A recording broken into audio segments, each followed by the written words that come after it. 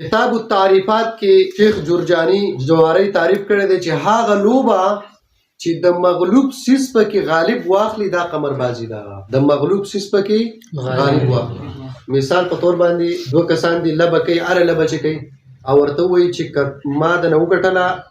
چا وګټله غالب شو کنه او چې چا وګټله مغلوب شو نو د مغلوب نه به سیس اخلي غالب او په خپل ملکیت کې ته واغس دغه د جواری دا جواری کرکټ کې پیسې لګول دي په دې اعتبار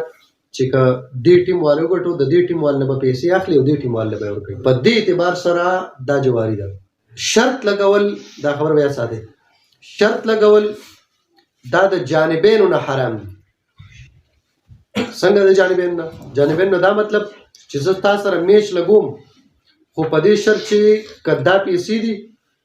کما وګټلې نو ته به دا پیسې مال راکې او کتا وګټلې جدا پیسې به زه تاله درکوم په دې شرط باندې نو دا حرام دی. او شرط د جانب واحد نه جایز دی الکه کتا دا کارو کو زه به در دومره په دې شرط باندې دا کارو کو دومره شرط دی نو دا جایز دی. سمجھ دې څونه چې کتاونه کو ته مال دون راکې او کما درو زه به دون نه بیا حرامي جانب واحد سره الکه کدا کارو کو غره ما تاسو سره شرط تر دې موبایل دا بدل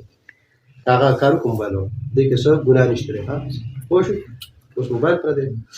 نو دې کې څه دغه نشته ها دا جایز دی. د قرنګي ګوره کچرته کې یو لبه وا مثال په تور باندې کرکټ ته هاکی دی فوټبال دی کبډي دا پهلواني دا وغیرہ نور سيزونه دي هغه کې کچرته کې یو کس میچ وګټ یا په چا خ پرفارمنس کو بل ولګید او هغه مین اف د میچ راوغه ساغله ورک دا یو قسم انعام خو دې څنګه کدای راوغه تا بل ټیم نه دا غمد مقابل نه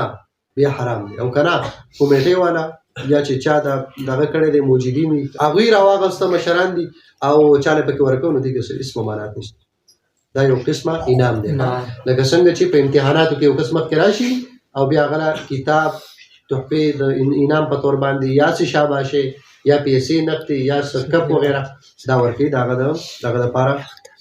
او سلام زائد لپاره نو پدې کې څه نشته اوس پدې باندې